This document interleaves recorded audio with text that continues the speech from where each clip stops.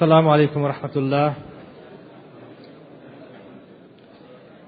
We're about to start our next talk by Shaykh Jamaal.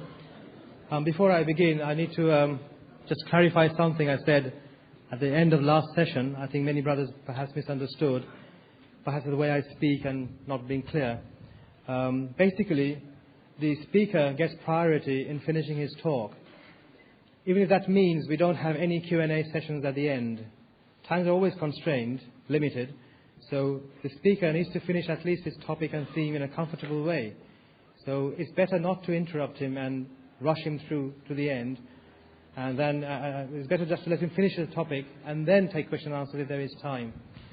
And what I proposed in the last session was that if the other speakers agree with their approval only, and I haven't spoken to them yet, but because we had an overwhelming number of questions from a number of people who have approached me as well, that we may consider approaching the people who are doing the seminars and ask them if they can accommodate a Q&A session instead of the final session.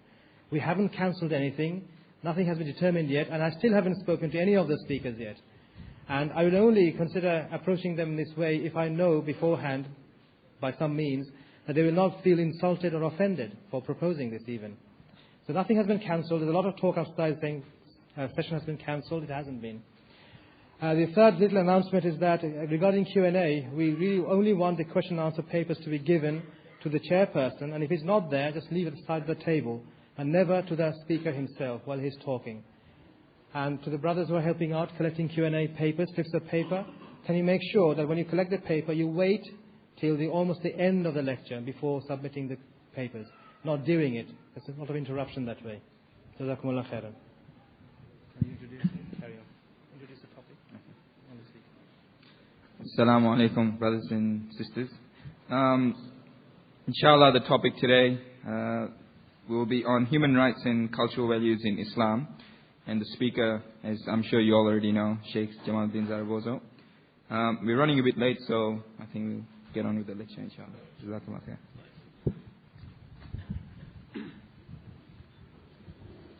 إن الحمد لله نحمده ونستعينه ونستغفره ونعوذ بالله من شرور أنفسنا وسيئات أعمالنا من يهده الله فلا مضل له ومن يضلل فلا هادي له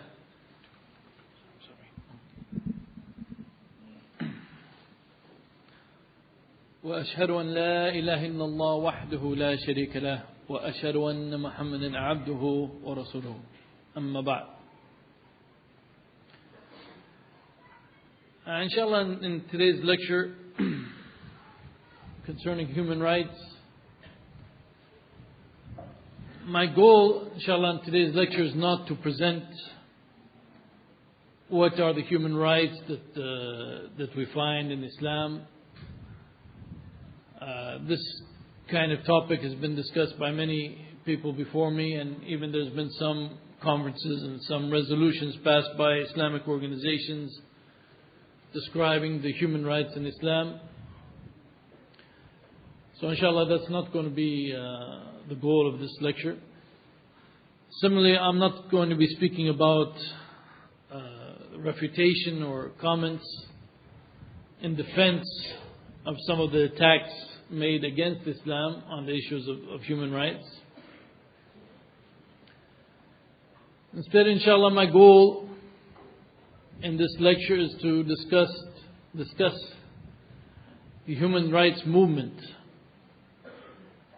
and the philosophy behind this movement and the goals of this movement, and what should be the position of the Muslim towards this movement, and what should he be aware of concerning this movement. One thing you'll note if you study the topic of human rights is that many authors, many researchers consider human rights to be purely a Western concept. For example, Anne Elizabeth Meyer, who has written a book on Islam and human rights, a very popular book in the United States, I don't know about here, but a popular book that is used as a textbook in many universities. she writes that the concepts of human rights are just one part of a cluster of institutions transplanted since the 19th century from the West.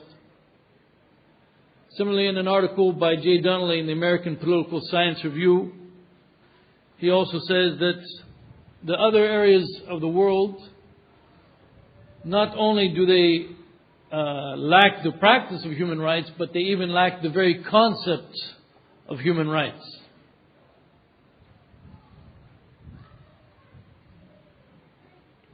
So from the Westerners' point of view, and obviously it is the Westerners who are still dominating most of the international organizations and most of the human rights bodies, from their point of view it is a Western concept. So I want to begin, inshallah, from that point of view, that it is something that is developed in the West, and I want to discuss how even it was developed in the West. And then, inshallah, I want to move on to critique what this human rights movement is really all about and what it represents for the Muslims. In general, what we could call the modern day human rights movement really started, and at least the Western concept of human rights started in the 17th and 18th centuries in Europe. And if you're familiar with what was occurring in Europe, a number of changes were taking place. A number of ideologies were beginning to appear, whether we're talking about science or religion. The discoveries of Galileo and Sir Isaac Newton, the materialism and the philosophy of Thomas Hobbes, the rationalism of Descartes and Leibniz, all of these things started to appear in that time, to the extent that one of the historians, one of the writers of the history of human rights, describes this development as occurring in an area in which they encouraged a belief in natural law and universal order. And during the so-called Age of Enlightenment, they had a growing confidence in human reasoning and in the perfectibility of human affairs. So basically what happened during this time was there was a break away from the church that was dominating Europe at that time, and they began to develop this movement that gave a predominance to human reasoning and the place of the individual, and these kind of new philosophies and theories that begin to appear, and they begin to attack the idea of dogmatic religious beliefs and the superiority of religion and the place of God in life and so forth. And these culminated, you could say, in the French Revolution and the American Revolution. In the French Revolution, they had the Declaration of the Rights of Man and Citizens. And of course, in the United States, they had the Declaration of Independence and the Bill of Rights and so forth. That was really the beginning of this movement. But it is important that we understand some of the philosophy behind it. It is very clear that this movement developed in an area and at a time that due to it, it has a very anti-religious bias. The authority of religion has been removed and replaced by the authority of human reasoning. And even up to this day, that same kind of thought is the driving force behind this movement. Now, after the time of the American Revolution and the French Revolution until World War II, there were no what you could call major developments in the human rights movement in the West. However, after World War II and in the forming of the United Nations, the different countries came together, and in particular in 1948, they established what is known as the Universal Declaration of Human Rights. And as I said, that occurred in 1948. And this has a number of articles stating the different kinds of rights that every human being should have. And in essence, every country that belonged to the United Nations signed this agreement, ratified this declaration, although Saudi Arabia in particular, at that time even, had some reservations, and so therefore they abstained on the vote. In particular, they had a reservation about Article 16 of the Universal Declaration, which says that men and women, without any discrimination due to race, nationality or religion, have the right to marry and to establish a family. This was understood to mean that they have the right to marry anyone that they wish. And the representatives from Saudi Arabia and some other Muslim countries, they noted that this violates the Islamic law that Muslim women are not allowed to marry non-Muslim men. And it also, I don't know actually if they pointed this out, but it also violates the Islamic law concerning the fact that a Muslim man is only allowed to marry a Muslim, Christian or Jewish woman. And also Article 18, which states that everyone has the right of freedom of thought, conscience and religion. This includes the freedom to change one's religion or belief. Again, the Saudi representatives abstained concerning this issue again because it violates the law of ridda or apostasy in Islam. As I said, that took place in 1948. But over the years since that time, there have been other developments, other covenants that they have passed. In particular, in 1966, they passed a couple of covenants that were passed in 1966 and took effect in 1976, which were called the International Covenant on Civil and Political Rights and the International Covenant on Economic, Social and Cultural Rights. But what we see since 1948 in these covenants in 1966 and in the platforms that have existed since then is that the demands and the rights that are being claimed for all individuals of the world simply because they are human, they are becoming bolder and they're becoming more specific.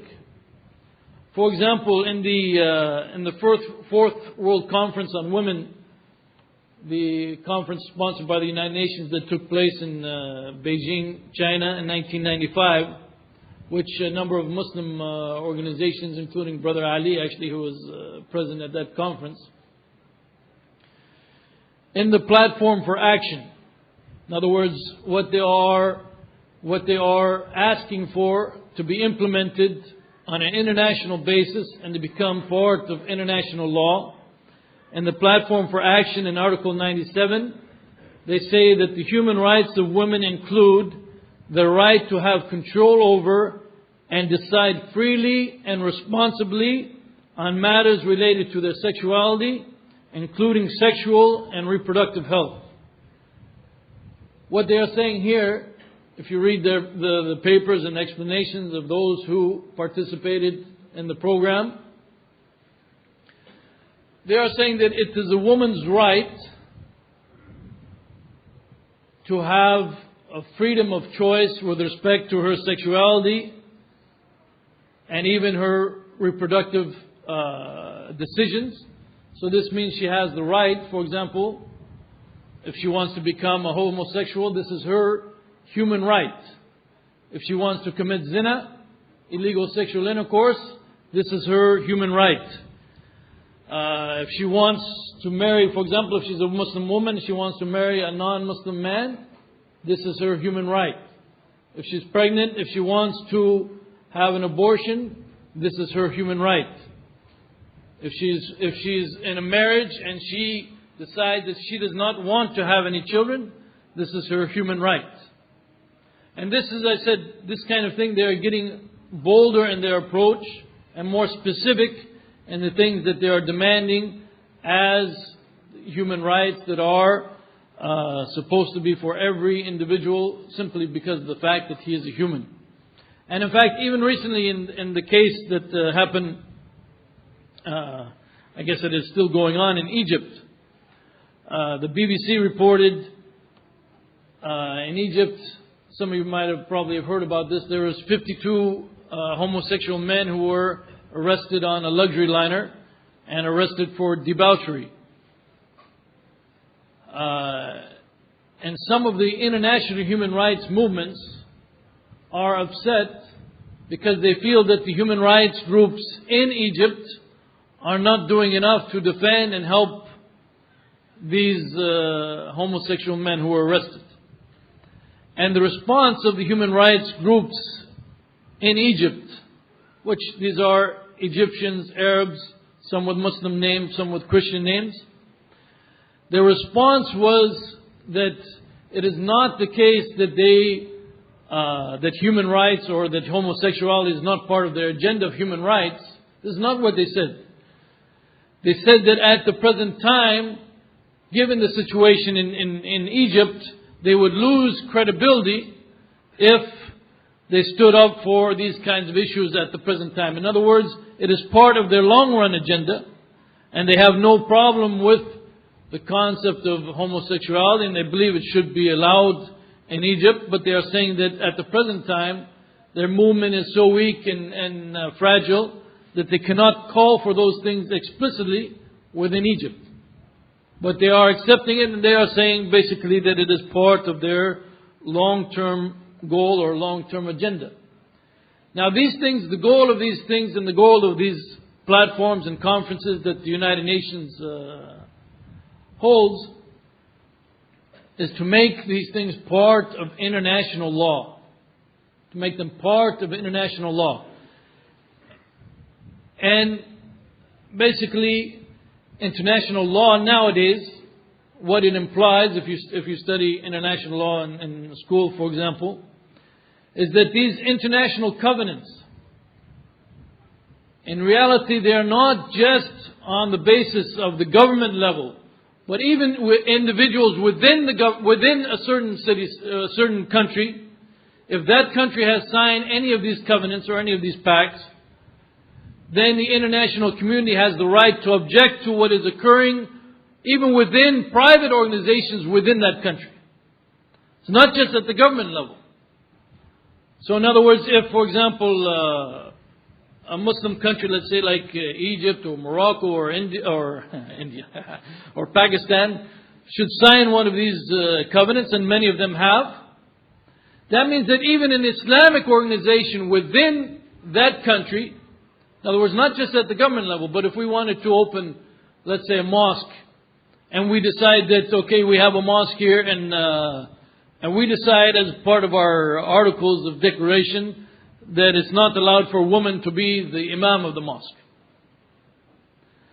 International bodies can come and argue that this is a violation of the covenant that the government has signed, and so therefore they can put pressure on that government to put an end to this kind of discrimination. And once a country signs such a covenant, as one author wrote, countries are not permitted to opt out of their international legal obligations at will or on pretext of their own devising. Derogation from international human rights standards is permitted only under specific narrow conditions, which do not include denying people human rights by appeal to the standards of any particular religion.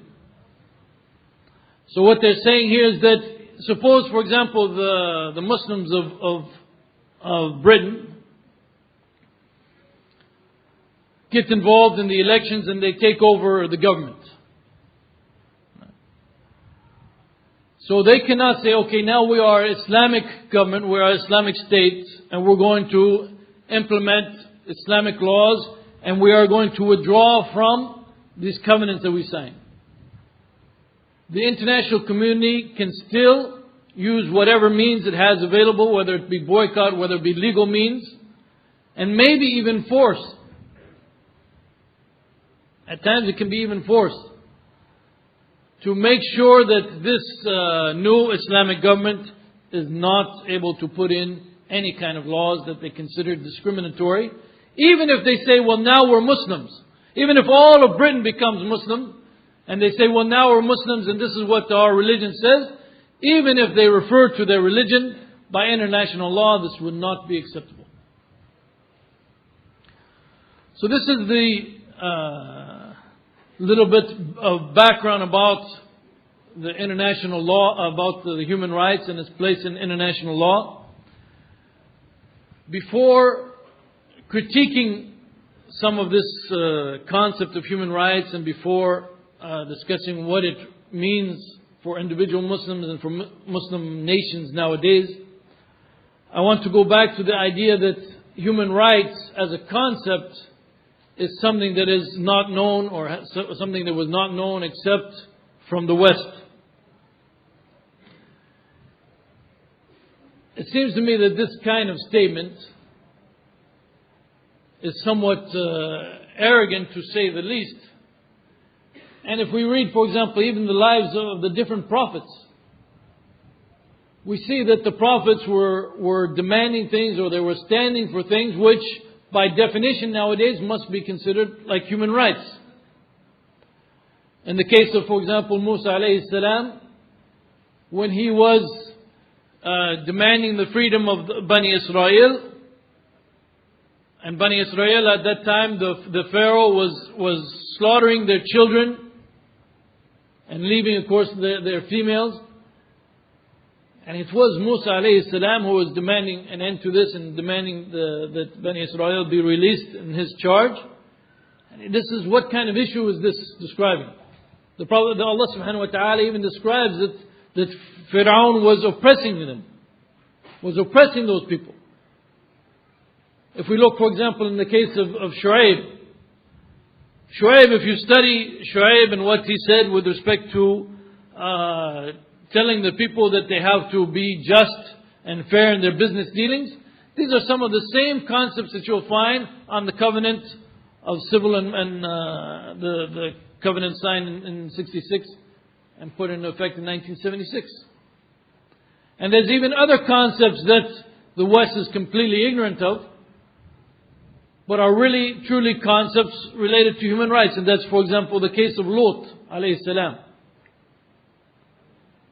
The people were committing homosexual acts in their public clubs, in their public gathering places. And this should be a basic human right, that a human should be allowed to live under such circumstances, that he doesn't have to put up with that kind of facade or that kind of lewdness in his society. But when we come to the Prophet Muhammad sallallahu alaihi wasallam, when we look at the Sharia of the Prophet Muhammad sallallahu alaihi wasallam, we see that the Prophet sallallahu alaihi wasallam, or this Sharia, has established many important rights, and even they're called in Islam, and they've been called in Islamic law for many years, huquq. When the Prophet ﷺ, for example, said, "Inna dama'akum wa amwalakum wa a'radakum alaykum haram ka hurmati yawmikum hadha fi baladikum hadha fi shahrikum hadha." The Prophet ﷺ said, "Verily your blood, your wealth, and your honor are inviolable to you like the sacredness of this day of yours, in this land of yours, in this month of yours." This is exactly this kind of speech in which the Prophet ﷺ is saying that your blood and your life and your honor are inviolable. This is exactly the same kind of speech that you find in the preamble or some of the articles of the United Nations Universal Declaration. The Prophet ﷺ said, "La darar wa la darar," and there's no causing of harm and there's no reciprocating of harm. And it is not allowed for any individual to go out and intentionally cause harm to anybody else. And this obviously sets a standard for human rights that goes far beyond what any of the Western laws that they have come up with to this time. Many scholars, when they have studied the Sharia, they have noted that the Sharia has some basic goals. That the laws of the Sharia are intended to establish these aspects, to support them, to propagate them, and to enforce them. And these goals, known as the maqasid of the Sharia, they are basically 5. And that is the religion itself, life, mental capacity, familial relationships, and wealth. If you look at the Sharia, if you study the Sharia, and you'll see that the Sharia is guarding and protecting these things. course, religion comes first, because from the Islamic point of view, if you don't have religion, then you don't really have life. You don't have, what you have is not worth even living. So the Sharia seeks to protect religion, seeks to protect people's lives. It seeks to protect their mental capacity. It seeks to protect family relationships and also wealth. And these are the things that, from the Sharia point of view, these are the real rights and the real aspect that every human needs. And these are the aspects that should be supported and defended. And this is from the guidance of Allah subhanahu wa ta'ala.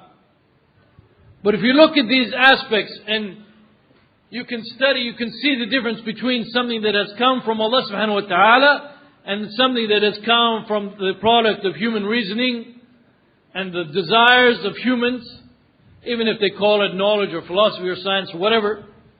It's really their desires. For example, here, two of these aspects of the Sharia, nowadays Western philosophers and Western human rights advocates would consider these to be violation of human rights. And the way Allah subhanahu wa ta'ala promotes, or the way the Sharia promotes mental capacity and protects mental capacity, al-aql, and protects al-nasl, the family relationships, it does it in such a way that according to the West, this is actually a violation of human rights. And as I said, this shows you the difference between when Allah comes from Allah subhanahu wa ta'ala and when it is based on the whims and the desires of mankind. Because for man, what they've come up with, what the West in particular and others have come up with, is that it is a right to go out and drink and get drunk. This is a right. It is a right to be able to go out and commit zina. This is a right according to them. And it shows you how very different these two perspectives are. Because anyone does not, in one's life, if one wants to have a happy life and a truly happy, wholesome life, he doesn't have to have the right to go out and drink and commit zina and these kinds of things. And this is what the Sharia, which comes from Allah subhanahu wa ta'ala, this is what the Sharia is showing us, and this is what it is establishing in our lives. So in Islam, the basis of the human rights comes from Allah subhanahu wa ta'ala. Allah subhanahu wa ta'ala is the one who created us, and Allah subhanahu wa ta'ala is actually the only one who can tell us what are our rights and what are not our rights. And also Allah subhanahu wa ta'ala is the only one who has the knowledge to know really what is in our best interest. As Allah subhanahu wa ta'ala says, أَلَا يَعْلَمُ مَنْ خَلَقَ وَهُوَ اللَّطِيفُ الْخَبِيرُ. And He's not the one who created, isn't He the one who knows about what He created? And so therefore Allah subhanahu wa ta'ala in His mercy, as a blessing to us, Allah subhanahu wa ta'ala gave us this Sharia, and this Sharia protects for us all of the things that we need to live a good and wholesome life in this world. And all of it is taken as a whole to preserve everything which is essential. And whenever we move away from that guidance from Allah subhanahu wa ta'ala, and we start relying upon our own human intellect, which is always, the human intellect is always going to be biased. The human intellect may be very much influenced by its desires and its own goals. And every time we stray from what Allah subhanahu wa ta'ala has revealed for us, it is going to lead to harm in both this life and in the hereafter. Because any other way of judging, any other way of life, any other rulings, other than what Allah subhanahu wa ta'ala has given us, are none other than what Allah subhanahu wa ta'ala has described as jahiliyyah or ignorance. As Allah subhanahu wa ta'ala says, أَفَحُكْمُ الْجَاهِلِيَّةِ يَبْغُونَ وَمَنْ أَحْسَنُ مِنَ اللَّهِ حُكْمًا لِقَوْمٍ يُوقِنُونَ. Do they then desire or seek after a judgment of jahiliyyah, of the days of ignorance? But who, for people whose faith is assured, can give better judgment than Allah subhanahu wa ta'ala?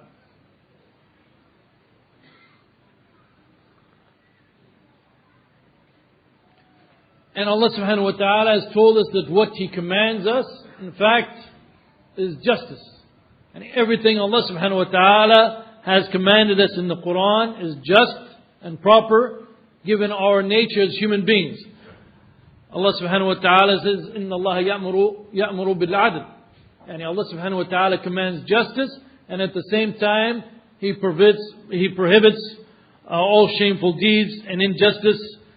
As Allah subhanahu wa ta'ala continues in that verse, وَيَنْهَى عَنِ الْفَحْشَاءِ وَالْمُنْكَرِ وَالْبَغْيِ.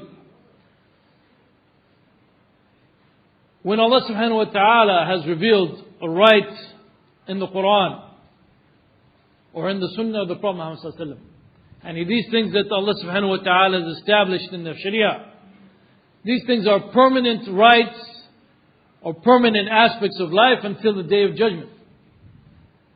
And the Muslim believes in them as being the truth. And so therefore, one big difference you'll find between what we have in Islam, the human rights in Islam, and what the human rights of the Western movement presents, is that the human rights in Islam actually have some, what we could say, some teeth or some validity or some force behind them. Because if Allah subhanahu wa ta'ala tells us in the Quran that we should establish this right for every individual of the Islamic State, or for every Muslim, or for every human being, then the believer is going to believe in it and he's going to sacrifice for it. And he will not give up that principle for any worldly need or for any worldly benefit. And this is, as I'll talk about in just a few seconds, this is one of the things that makes the difference between the true human rights, which have their source with Allah subhanahu wa ta'ala.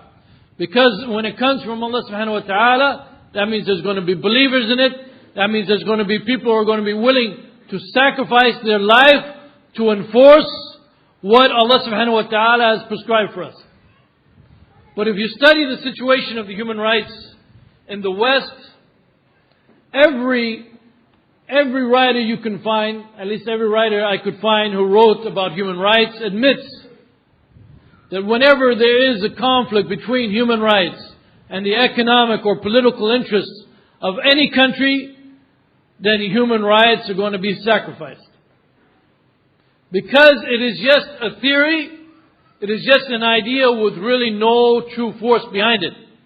When they took out God from their lives, when they took out God from being the main factor for implementing these human rights, they were left with nothing. They were left with no real reason to implement these human rights. Just a false claim, an empty claim. And so therefore, when it is in their interest to support human rights, they support human rights. When it is not in their interest to support human rights, you find all of a sudden they are silent. And as I said, this is something even the writers of the West, they have to admit. And we can find so many examples. Even if you go back, for example, to the Shah of Iran. If you look, for example, to see what the Shah of Iran was doing to the people of Iran, and you compare it to those covenants and those declarations that the people of the West and the United Nations are talking about, you see that he violated many of them. But he was a friend of the West. And so therefore those people who talk about human rights, even the president at that time, who claimed to be an advocate for human rights, they were supporting him until the very end. If you look, for example, at what happened in Algeria, one of the claims of the human rights movement is that democracy is a human right. People should have the right, the freedom to vote for whatever leadership, for whatever government that they want to vote for. So what happened in Algeria then? When the Muslims were, or the Islamicists as they call them, when they won the first stage of the election and it was very clear that they were going to take over the government, when the elections, one of the most important aspects of the human rights movement of the West, when the elections were stopped, and the process was stopped after they seen that the results of the process were not those that they would like, then all of a sudden the human rights people were silent. The governments of the West, in fact, supported, France in particular, supported the blocking of the election. Because again, they have nothing to base their claim or to back up their claim and belief in the human rights.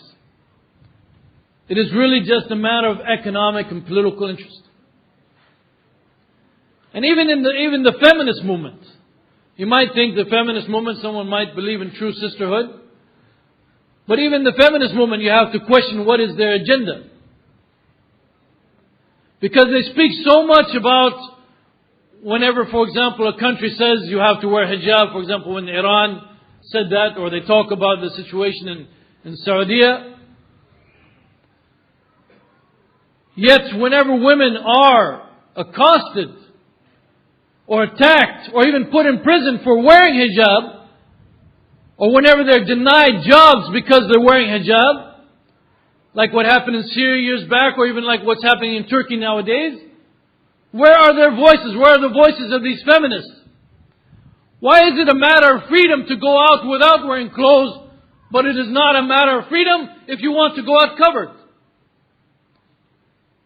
If they're really interested in freedom and human rights, they should stand up just as much for the woman who wants to go out and wear hijab as they do for the woman who wants to go out without hijab. But this shows that maybe their agenda is something else.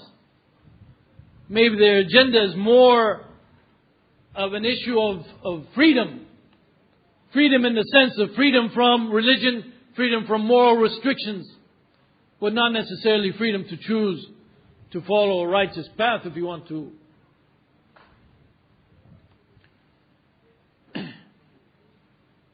And much, in fact, really of this concept of freedom and human rights that they are putting out, as I just alluded to, it is more of a question of freeing the hawa, freeing the people to follow their desires, to follow their lusts. And of course they put it in very nice, they're not going to put it in those names, right? They're not going to come to a Muslim country, and even in the West, even in the United States, they're not going to say that we believe in just permissibility and let's allow everything. But instead they put it in very nice sounding names, like freedom of expression. They call it art. They call it culture. You know, you can have a movie that's sexually explicit from the beginning to the end. Why do they allow it? Because they say it's not just sex, it's art. It's culture. And this is the kind of thing. I told you the 5 goals of the Sharia. You know, religion and life and wealth and so forth. But it is really this kind of thing. The freedom to go out and show sexual acts. The freedom, for example, for someone like Marilyn Mason to come to your city and give a concert. If you know who Marilyn Mason is, I hope none of you know. But Marilyn Mason, a very strange person. When he comes to a city, sometimes some people in that city don't want him. And then all of a sudden there's an explosion. What do you mean we're going to stop this person from coming? This is a matter of freedom of expression. He has to be allowed to come. And they will argue and scream at the top of their voices. They'll take a day off of work to go and protest that this man should be allowed to come. This is what they consider the important values. This is what they consider the aspects of human rights that we and all human beings should respect.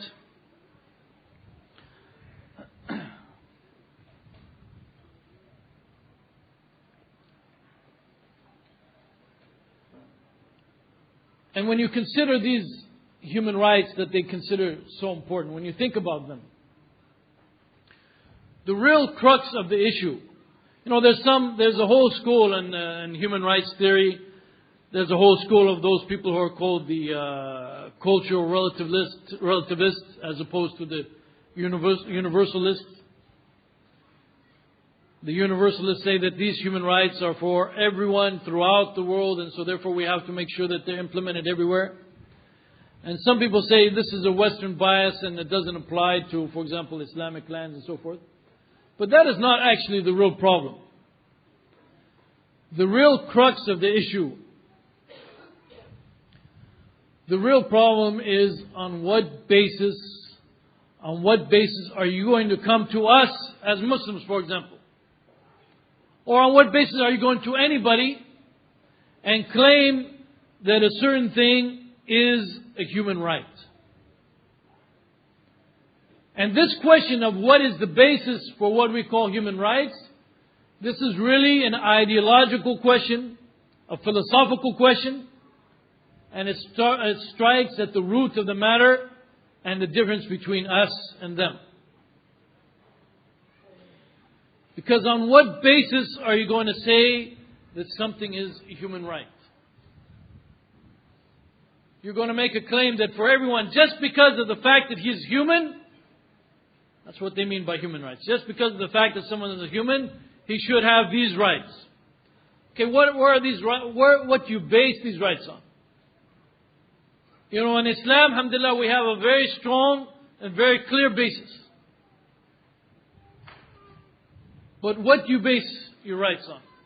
Can you possibly claim that it's just a question of freedom and everybody should have all the freedoms that they want? Nobody claims that, of course.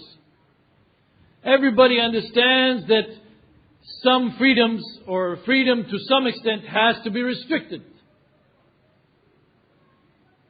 Milton Friedman, the economist, the monetarist, is very famous for his statement that my freedom to swing my fist ends where your nose begins. So there has to be some, even the people of the West, they realize that there has to be some limits, even on freedom, even on rights. So the question is, on what basis do you say something should be a right or something should not be a right? And this is where their whole program falls apart. Because they have no basis. And in fact, what they are arguing today to be human rights, just 40 years ago in the West, they considered to be something objectionable. Homosexuality. 40 years ago in the West, they didn't accept homosexuality. And now they're saying it's a human right. 20 years from now, maybe they'll change their mind and say it's an aberration again. Abortion. You know, on what basis now are they saying that a woman, as the platform from Beijing said in 1995, a woman should have complete control over whether or not she will have an abortion? Again, abortion just 30 or 40 years ago in the West, something completely unacceptable. What about, here's a classic case, the case of pornography, for example. Pornography, I choose that case because some feminists, as they say, many feminists regard pornography as an affront to human dignity. Here I actually agree with the feminists. It's hard to believe, but... Okay. So here we have some feminists saying that pornography is an affront to human dignity. It should not be allowed. But what right do they have? And they're trying to put this into their platforms and make, for example, pornography illegal. But really, in what right do they have to tell other women that she doesn't have the right to take off her clothing and get paid, 50,000, 100,000, whatever they're paying them nowadays? And even among the feminists, there's a disagreement because, again, they have no basis for what they're saying. Except ahwa, except for human desires and human whims. Humans nowadays say abortion's okay, we want abortion. They have no real basis for it, as opposed to, as I said, for example, like us Muslims. We can base our beliefs, our ethics, and our rights upon what Allah subhanahu wa ta'ala has revealed. Now this human rights movement, though, we must be aware of the fact that it is spreading. And it is spreading, obviously, to the Muslim lands. And it is spreading to Muslim individuals, especially those living in the West, those studying in Western universities, for example. They're very much influenced by many of these concepts.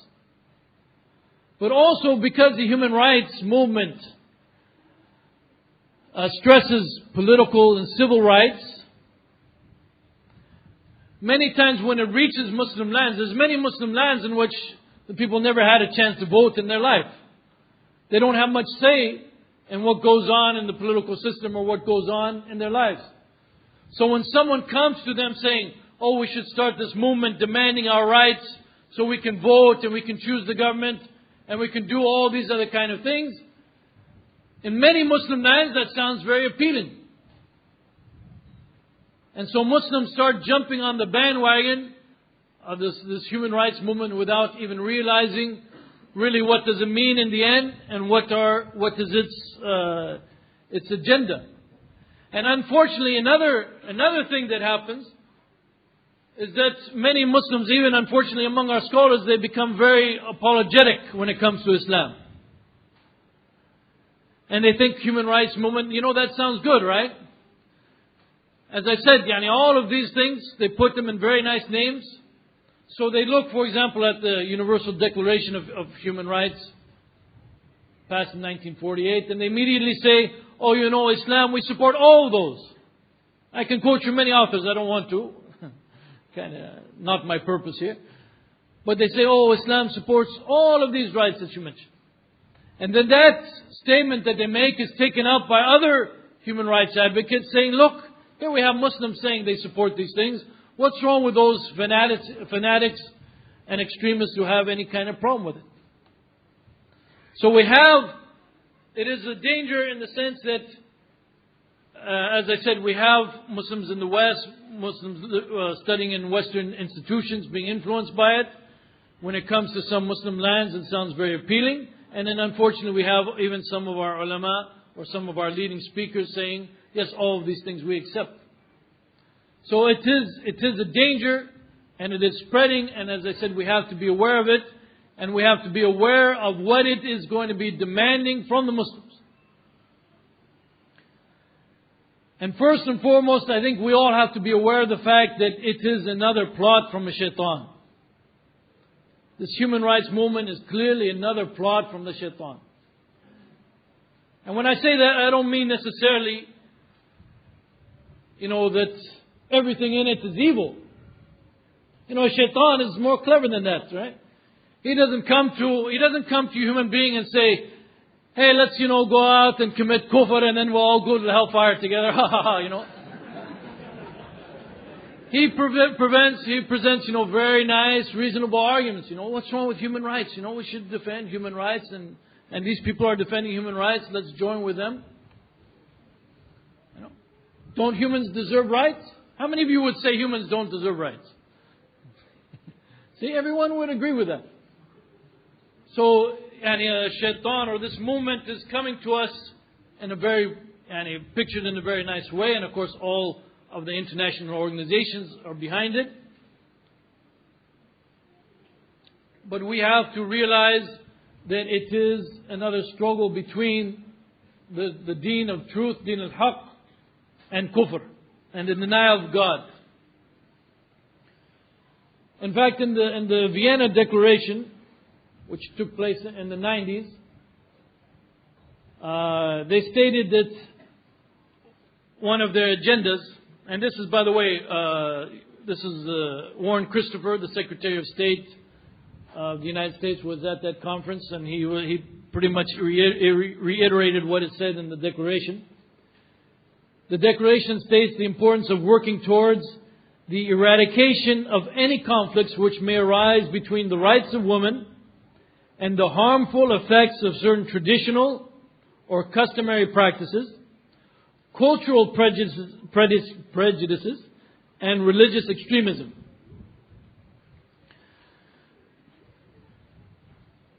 Now, how do they define religious extremism? And actually there's a book by Abdurrahman al-Mutayri called Al-Ghulu fi ad-Din, which also has been published in English. he has a very nice section on the how the others view religious extremism.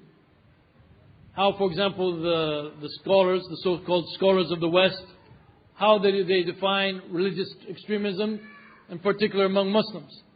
And how do the secular Arab Muslims, how do they define religious extremism? Basically, any call to implement the Sharia as it is, this is a form of extremism. In essence, I mean, you can summarize the view that the idea that the Sharia is still to be applied today, this is extremism. And this is the kind of thing that human rights movements are not going to accept. They're not going to listen to that form of extremism. So in other words, for example, if you went to the Quran, just to take one example, if you quoted the verse in the Quran, فَإِنْ عَلِمْتُمُوهُنَّ مُؤْمِنَاتٍ فَلَا تَرْجِعُوهُنَّ إِلَى الْكُفَّارِ لَا هُنَّ حِلٌّ لَهُمْ وَلَهُمْ يُحِلُّونَ لَهُنَّ. And this verse in which Allah subhanahu wa ta'ala is talking about the believing women, if you ascertain that they are believers, do not send them back to the unbelievers. They are not lawful as wives, the meaning is as wives for the unbelievers, nor are the unbelievers lawful for them, meaning as husbands. If you quoted this verse and you said that this means that a Muslim woman is not allowed to marry a non-Muslim man, then by definition you are an extremist. And basically, as I said, if you want to implement the Sharia, you are an extremist. So these human rights movements, they are stressing and they are promoting an alternative form of Islam. In other words, they are finding those people, those Muslims, they call them Muslim scholars or whatever, who are presenting an alternative form of Islam. And they are using this, they are presenting it actually to the people of the West. And they are saying that, for example, there are other forms of Islam which we will accept, the human rights movement can accept. For example, one author, his name is Michael J. Perry, in a book called The Idea of Human Rights. Earlier in the book, he admitted that basically his background is in Christianity and that's what he knows about. He had if you ask me, he had the audacity to write, indeed the arguments advanced in feminist Islamic theology are compelling arguments to the effect that the dominant insiders do misunderstand the tradition, that they marginalize or deny the deepest truths of the tradition. So here's a non-Muslim who admittedly doesn't know much about Islam, going to these feminist writers who probably you know, like Fatima Murnisi and these kind of people. And he's saying that the insiders misunderstand Islam. And these feminists are showing that these dominant insiders, who is he talking about? He's talking about those ulama who have spent their whole life learning the Quran, learning the Hadith, learning the Arabic language. They have no understanding of what Islam is about. That's what he's saying. They misunderstand the tradition. And a typical argument that you hear over and over, and this is very important to recognize this argument, because you hear it, as I said, over and over, especially if you are studying or working in any Western institution. And that is the argument that there is no monolithic cultural position or cultural aspect of Islam. Basically what they're saying is there's no such thing as one Islam. There are different variations of Islam, and so therefore we, and in the human rights movement, we have to support those variations that are more compatible with the human rights movement. For example, an author, Shaheen Sadr Ali, writing on human rights and in particular women's rights in Islam, she's complaining about the silencing of the more egalitarian aspect of Islam by patriarchy, which is achieved by adopting a literalist approach as opposed to progressive interpretations of the Islamic law. So she's saying, she has a Muslim name. She's from, if I remember correctly, she's from Pakistan. And here she is writing as an authority on Islamic law. And she's saying that the problem is that we need a more progressive interpretation of the sources of Islamic law.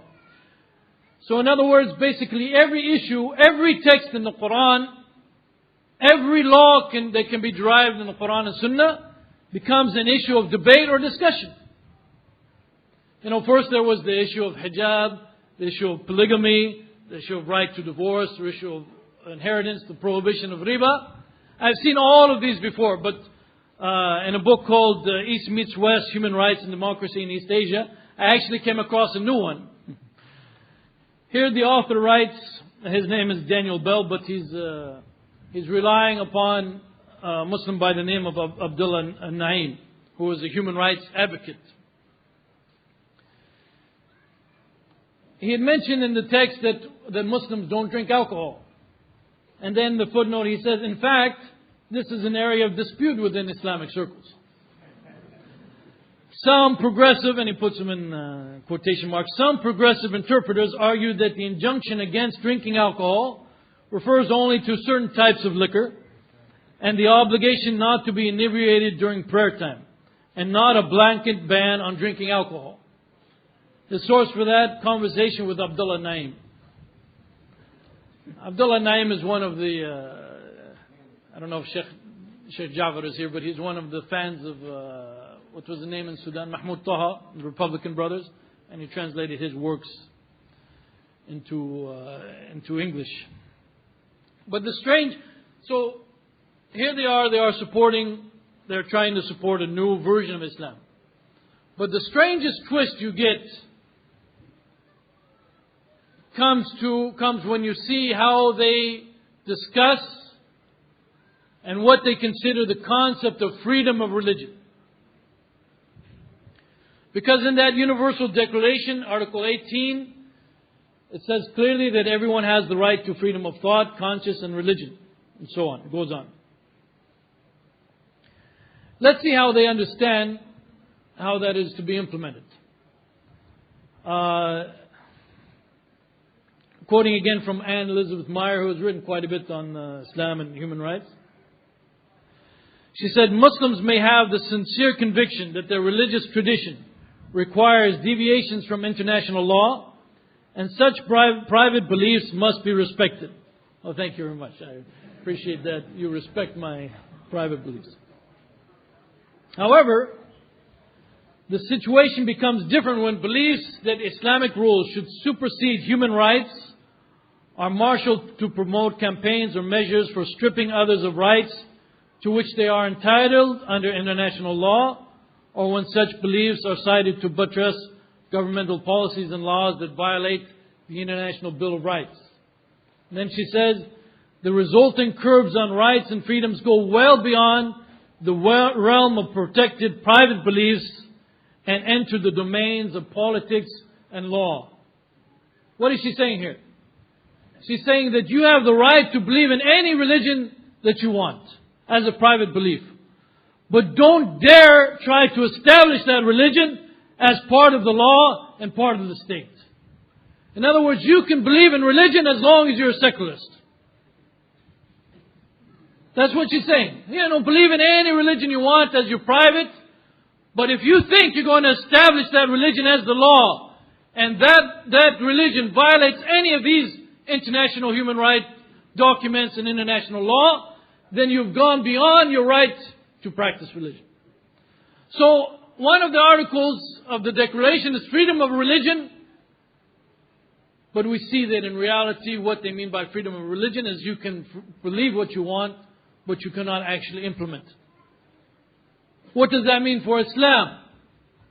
They are basically saying you don't have the right to be a Muslim as a Muslim is supposed to be according to the Sharia.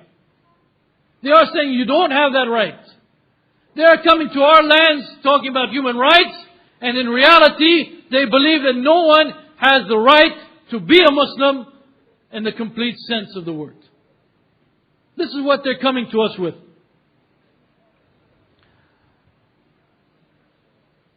If you read some of the things that they want to change. If they came to the Muslim lands and they tried to implement, for example, some of the rights that are sanctioned by the Sharia. If they came, for example, to the Indo-Pak subcontinent and they said, for example, that we should support the women, the wives, in order to get their mahar. Because still in many places the mahar is going to be, of course, on divorce or death, and the woman actually never gets it. And in fact, in some places in India, still the mahar is paid by the woman to the man. So if she were to, if they would come and say we should change these kind of things, of course. But instead, what they want to change, as the same author wrote, but in a different book, a book called Women's Rights, Human Rights, International Feminist Perspectives. The things that they want to change are things which are clearly in the Quran or Sunnah. For example, she says that the laws in the Muslim Middle East commonly provide that the wife must obey her husband, that wives are not allowed to work outside the home without their husband's permission, that the man may take up to 4 wives, that the Muslim woman may not marry outside the faith. In some areas, one may find that women are compelled to wear concealing garments in public and so forth. She mentions a number of things that come clearly from the Quran and Sunnah, and talking about these things as these are the things that they have to change, and these are the things that they have to eradicate. And they are using all of their force and pressure, as I said, to try to present that new Islam that will be compatible with this way of life of the West. And one of their approaches is presented by a man by the name of John Esposito.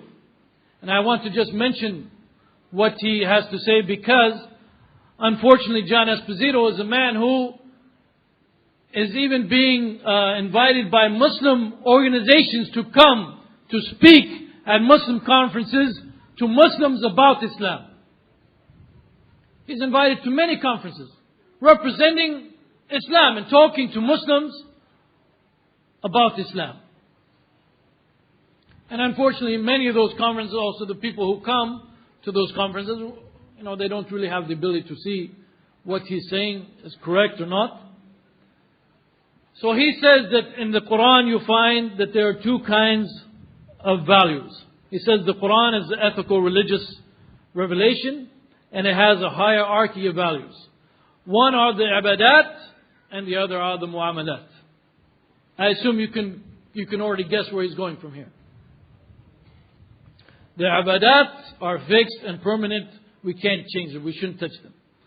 The muamalat were meant for a certain time, and we have to understand the idea behind them, the concept behind them, and we have to change them to meet the current needs. And of course, how do you change them? Well, you change them in every way that the West thinks should be changed in the contemporary time. And one of the leading feminists and woman rights advocate is a woman by the name of Georgina Ashworth. And she was one of the members who developed that platform at the Beijing conference. And here again we see the attitude that they have. That basically religion means nothing to them. And don't try to come and defend your position on the basis of any religion. Even though that religion existed long before Georgina Ashworth ever came along. We should be asking her, don't come along and tell us, to change our religion. But she was writing, she said that the religious fundamentalists, and we all know who they are, basically us, right?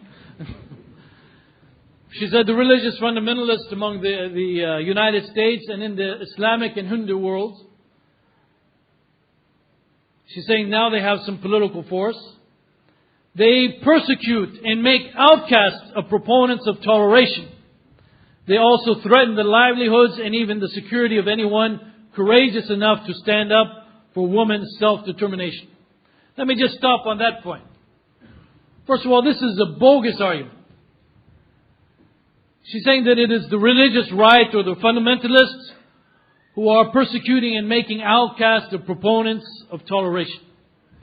If you are in the United States, for example, and even if you are a Christian, and you stood up and said Christianity does not believe in homosexuality, you're going to be the one who's going to be ridiculed. You're going to be talked about in the press. People are going to write letters about you. Don't tell me it's the people of the right who are in the power who are persecuting others. Even in the Muslim lands, if you call for the Sharia to be applied in many places, you're going to be taken directly to prison. However, what she says after that, she says the combined claim of unique righteousness in the interpretation and fulfillment of their faiths and the right to exterminate heretics makes them sainted perpetrators of human rights violations who deny their human accountability by calling on metaphysical support. I should pass that out and let all of you think about what's... Basically what she's saying, as I said, and this is the most biased and anti-religious statement I've seen put in a very objective looking passage. What she is saying is that you do not answer to God anymore. Don't come to us and say, oh look, my texts say this, so we're going to do this. She's saying, don't give us this false religion and sainthood and think you can protect yourself by going back and claiming this is your religion. She's saying basically you don't answer to God anymore, you answer to us other human beings. And don't go hide behind your religion to claim that you can violate any of these human rights. And this woman, as I said, is one of the leading spokesmen for human rights and is very influential in many of the international bodies. And this is what they are. This is what they are imposing upon us as Muslims. They are basically telling us that no, we can no longer take the Quran and the Sunnah as our standard. And if we try to do so, they are trying to make the claim and put pressure on us that what we're doing is violating international law, and we no longer have the right to do that in the face of the human rights movement. I hope, inshallah, every Muslim realizes what that means. Inshallah, no Muslim is going to give up any part of his deen, any part of the religion, if Allah subhanahu wa ta'ala has revealed something in the Quran or something in the Sunnah that is meant for all times until the Day of Judgment. If it were not meant for all times until the Day of Judgment, and especially those Muslim writers like Abdullah Naim and this woman Ali, if they really believe that the Quran has been revealed by Allah subhanahu wa ta'ala, don't they realize that if this law was not meant as Allah has stated in the Quran, Allah subhanahu wa ta'ala could have sent many other prophets and revealed many other books after the Quran to give us new laws for each time. But Allah subhanahu wa ta'ala didn't do that, but instead gave us these laws clearly in the Quran and Sunnah, and these laws are meant for all of mankind until the Day of Judgment. And we as Muslims don't have the right to give up any of these. It is not our human right to give up anything that Allah subhanahu wa ta'ala has ordered us in the Quran or Sunnah. Because we cannot claim any right actually unless it comes from Allah subhanahu wa ta'ala. Anyone who comes to us and says we should change this that Allah has said or given up this in the name of human rights, again, as I said, on what basis do you claim that this is a human right? I'm telling you that our Creator, Allah subhanahu wa ta'ala, has sent this down in the Revelation. What basis are you coming now and telling me, no, this is not part of human rights, this violates human rights? They can give you no basis. But this is what they want us. They want us to give up our religion. They want us to give up our acts to please Allah subhanahu wa ta'ala for the sake of what they're calling human rights. Which, as I said, is baseless, has nothing behind it. And even those people themselves, as I said, if there's any economic interest or any political interest that are more important, they're going to give up human rights even themselves. The real people who should stand up for human rights, or where the real human rights are going to be among the Muslims. If someone is really interested in human rights as they should be, which will be best for them in this life and the hereafter, that person should become a Muslim and make jihad for the sake of Allah subhanahu wa ta'ala to establish the law of Allah subhanahu wa ta'ala. Then the real rights, the real way of life will be established for all human beings. And let me just mention one last point. I think I've already gone on long enough, right?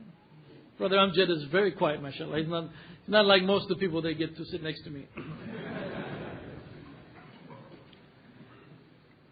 Of course, that's probably because he wants me to go to Australia. And he probably knows that if he bothers me too much, I may say, well, I'm not going to Australia. Let me talk about the greatest and the most important right. And this is the right that none of these other people can offer us or have anything to say about. And this is found in the Hadith of the Prophet ﷺ. One time when the Prophet ﷺ was with Mu'adh ibn Jabal, he asked Mu'adh ibn Jabal, هل تدري ما حق الله على عباده? He asked Mu'adh ibn Jabal, do you know what is the right of Allah subhanahu wa ta'ala upon His servants? Oh, the right of Allah. This is something, human rights. Now we're in completely foreign territory for those people of the human rights movement. What is the right of Allah subhanahu wa ta'ala upon us? And Mu'adh told him that Allah and His Messenger know best. He told him that the حق الله على عباده أن يعبدوه ولا يشركوا به شيئا. The right of Allah upon His servants is that they worship Him and they do not ascribe any partners with Him. Ascribing partners with Allah subhanahu wa ta'ala would include going to someone else for your Sharia, for your rules and for your laws. So going to the human rights movement and getting our rights and laws from them, this is violating actually the right of Allah subhanahu wa ta'ala upon us. But if we fulfill that right, then we'll get something inshallah that, as I said, none of these human rights people can help us in any way. And every Muslim must be aware of that fact. He should not be willing to sacrifice this right that Allah subhanahu wa ta'ala is giving him, that I'll mention, for any of these kind of human rights people or movements. Because then the Prophet ﷺ asked Mu'adh, هل تدري ما حق العباد على الله إذا فعلوه? Do you know what is the right of the servants of Allah subhanahu wa ta'ala? Now this is the real right. This is Allah subhanahu wa ta'ala is declaring it.